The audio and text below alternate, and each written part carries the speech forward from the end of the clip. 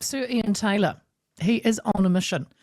He wants to convince 1%, just 1% of superannuitants that they do not need their pension. I know that sounds a bit crazy, but he is fronting a campaign for Share My Super, an organisation that enables New Zealand super recipients to donate part or all of their pension payments to charities such as Kids Can, Women's Refuge and the Wellington City Mission. It was founded by a woman called Liz Grieve, who its most recent annual report shows it raised, get this, $618,082 in the 2024 year from just 2,892 superannuitants. Now, as of June last year, approximately in New Zealand, we've got a little over 900,000, so 912,400 people receiving the pension. Taylor has sparked debate by questioning whether well-off New Zealanders should voluntarily forego their pensions if they don't need them. He argues that superannuation should be seen as a safety net rather than an entitlement, urging those who are financially secure to consider giving it up or donating it to those in need.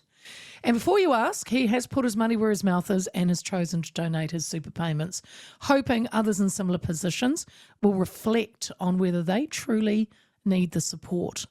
And Sir Ian Taylor joins me now. Ian, a very good afternoon to you. Good afternoon. How are you? I'm good and lovely to talk to you. It's been a while, so I appreciate your time. It is, isn't it? Now, But Ian, yes? Could I just one very quick comment? Superannuation is an entitlement.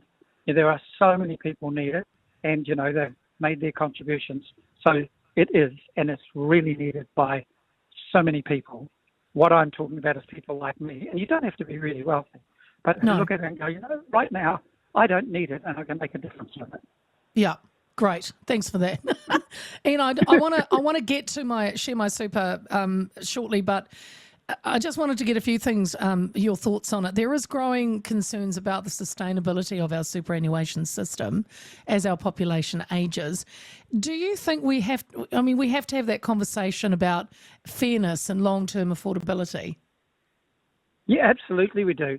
And there are, I'm not an expert on superannuation, but as you look at it, we are an aging population and it is going to get worse. And I think that is a really, really important discussion to have.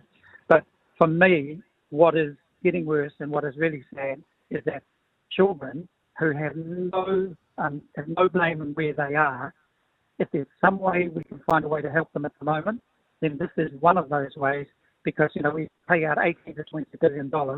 And while we know it's going to take ages, because politicians just don't make decisions, this could go on for another 10 years.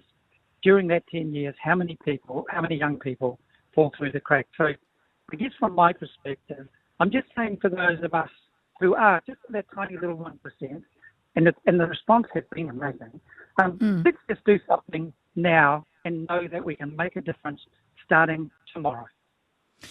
Ian, do you think, because you mentioned the government, they've got no plans currently to change the universal, how they approach superannuation. Do you think there should be some sort of means testing? Well, again, I don't. I've always personally thought, way before I got it, I've always thought that, there should be some system in place. As I say, I'm not an expert, but there should be some system in place where somebody like me steps, you can see me and you go, well, I don't have any trouble paying my grocery bills. I buy anything that I want in a supermarket.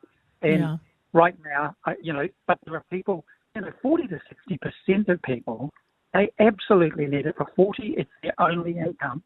And I think as we go on, that's going to get worse. So yes, we definitely have to look at superannuation.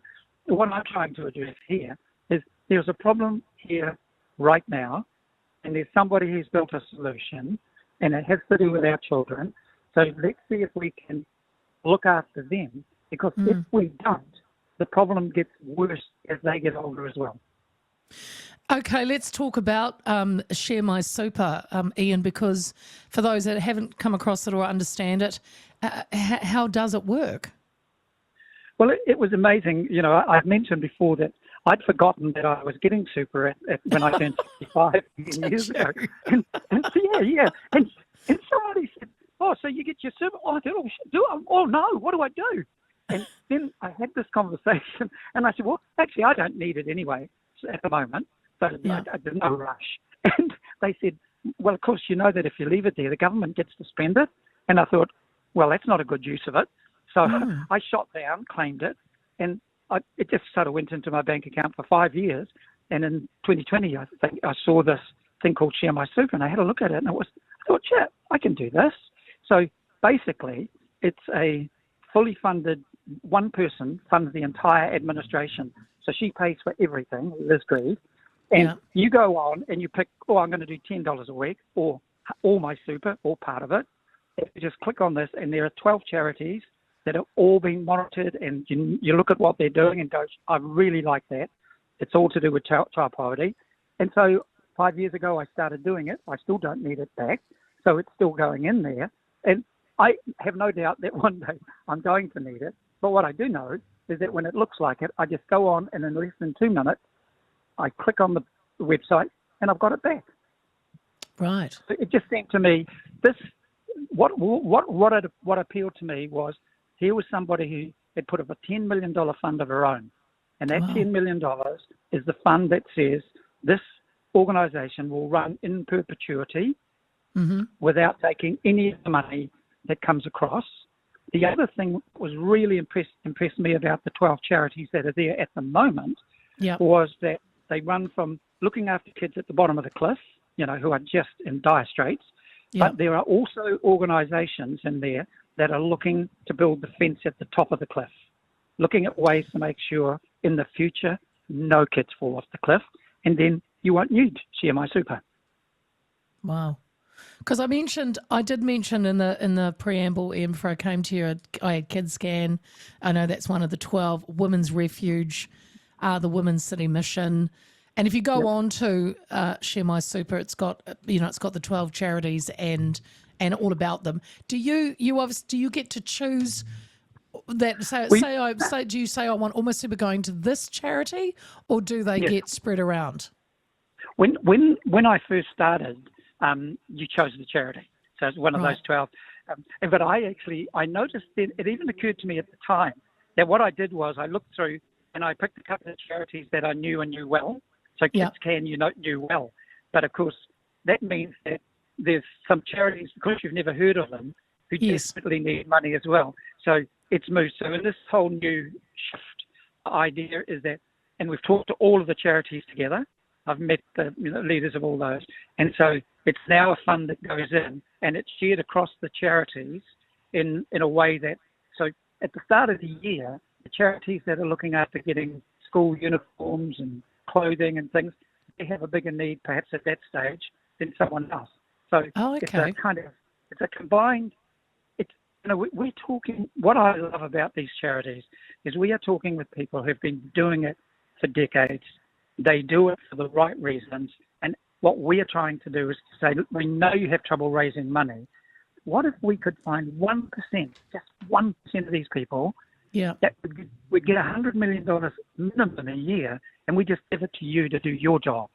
And that's the simplest version I can do to describe it, I guess. Yeah.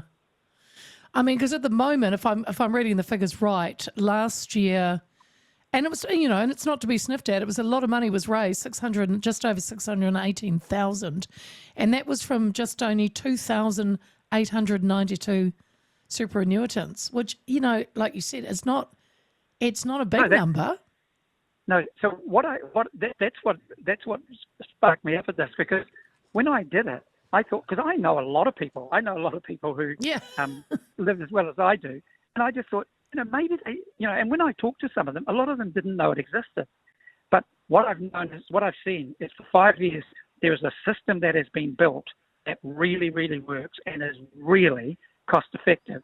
So I actually went to Liz Grieve, who runs it, and said, well, what if could I step up with a campaign to see if we can just reach 1% of the people, because I'm sure there are 1% out there who go, God, I didn't know that was there. And right now I can do it. And I'll give you an example. We got a call. I got a call from somebody after the campaign. So everyone thinks it's rich people. So there's a person who is an electrician now. He's been involved for about 3 years now. But when he first called up, he said, "Look, I'm just an electrician. I've got 2 kids. I've got a job, and we're comfortable. But no kids should be in poverty. Would $10 a week help?"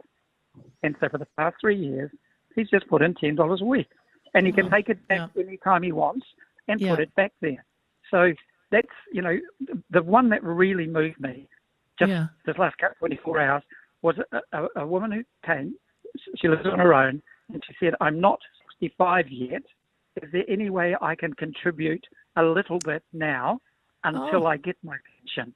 So I think we can find the 1% if we share the story. And I want to send a message to the government, because if we look, they talk about it all the time, and they'll carry on talking about it. So let's not blame politicians. It's a hard thing. But why don't we do this so we can show them a way to do it cost effectively, and then maybe they can join us.